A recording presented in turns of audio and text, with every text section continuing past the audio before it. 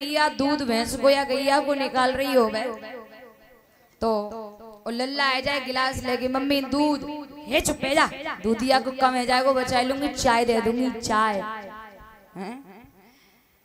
कमाल है। देखिए चाकी चलाने से, ब्रह्म मूर्ति में चाकी चलाने से गर्भवती स्त्रियों को ही नहीं, ये तो सभी के लिए कह सकते हैं, सभी माओं के लिए बहुत फायदे होते हैं। पहला फायदा रहस्य भागवत कहती है कि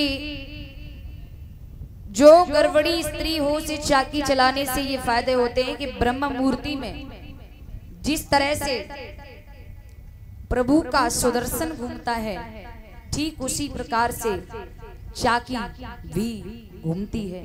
चाकी की जो गरगराहट होती है वही गरगराहट ब्रह्म मूर्ति में देवताओं के शंखों से निकलती है। दूसरी बात, गर्भवती स्त्री सुबह उठ करके गौ माता की 11, 21 जितनी श्रद्धा है परिक्रमा करेगी? कोई नहीं। देखिए क्योंकि गौ माता के अंदर सर्व देवी देवताओं का वास होता है। गर्भवती स्त्री चल करके सभी तीर्थ तो कर नहीं सकती है पैदल यात्रा।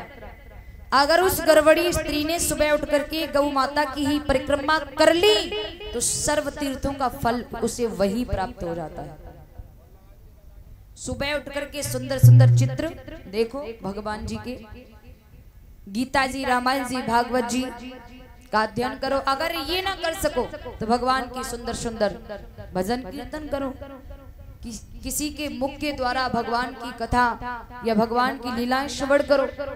इससे क्या होगा कि भगवान तो पैदा नहीं लेकिन भगवान के गुणों का बालक पैदा जरूर हो जाएगा।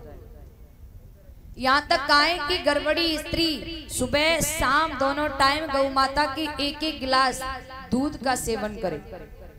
अब आप लोग सोच रहे होंगे लल्ली दूध का बड़ी बात है, और काऊ काऊ को तो हजम ही नहीं होवे दूध, गैया को दूध कोई पिए ही नहीं। यहाँ तक आए कि गर्भवती स्त्री नहीं, ये तो सभी के लिए, नर मानव दोनों के लिए कहा है। गर्भवती स्त्री ही नहीं, सभी नर मानव गौ माता के मूत्र का सेवन करेंगे। हंसवे की बात ना है, बात बड़ी गहराई की है। और आजकल गैया मैया पेशाब कर दे तो हम लोग कोस दूर भागते हैं, अरे कपड़े गंदे हो गए, है ना। लेकिन मैया एक बार करके देख लेना। खैर मूत्र के बारे में तो आप सभी ने चैनलों पर, यूट्यूब पर या टीवियों में भी सुना होगा, बहुत लाभ होते हैं। गौ माता का मूत्र सेवन करने से व्यक्ति के शरीर में कोई रोग बैठ नहीं सकता है, व्यक्ति के शरीर में कोई रोग बैठ नहीं सकता है।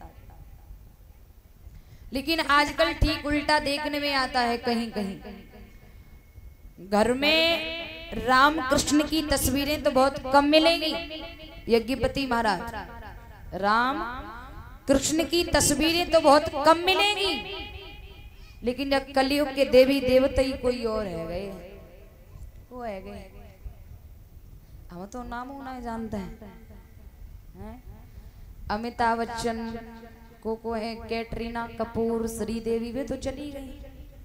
हाँ, लेकिन एक बात याद रखना, अगर ऐसी अवस्था में तुमने ऐसे लोगों के दर्शन किए सुबह उठ करके, इनकी कहते हैं कि चित्र का चरित्र पर, जो वाल गर्म में पल रहा है उसके चरित्र पर बहुत बड़ा फर्क पड़ता है। क्योंकि आपने देखा होगा कि अगर माँ गर्भवती अवस्था में कुछ तीखा भी खा ले तो पीड़ा किसे होती है?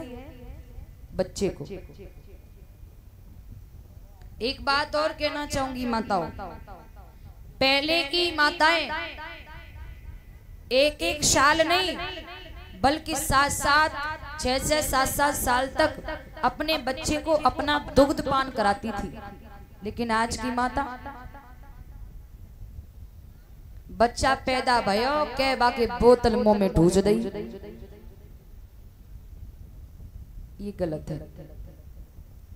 पहले तो आप सभी से माताओं निवेदन है, जहां तक हो सके अपने बालक को अपना दुग्ध पान कराएं।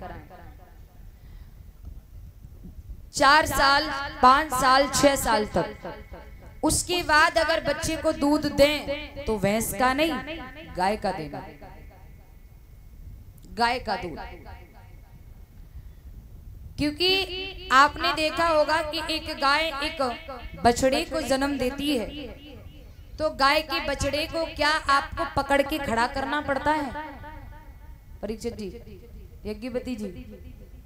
नहीं। और भैंस एक लभारे को जन्म देती है, तो भैंस के लभारे को हमें आपको 2-4 बार उसे जबरदस्ती खड़ा करना पड़ता है, लेकिन वो खड़ा नहीं होता। जबरदस्ती उसे खड़ा करते हैं, लेकिन गाय का लभारा, गाय का बछड़ा माँ के गर्भ से निकलते ही फड़फड़ा के खड़ा हो जाता है और दहाड़ मारना शुरू हो जाता है। इसलिए निवेदन है, ज्यादा से ज्यादा अपना दूध अगर छुड़ाएं तो उसके बाद गाय का दूध ही सेवन कराएं। क्योंकि अगर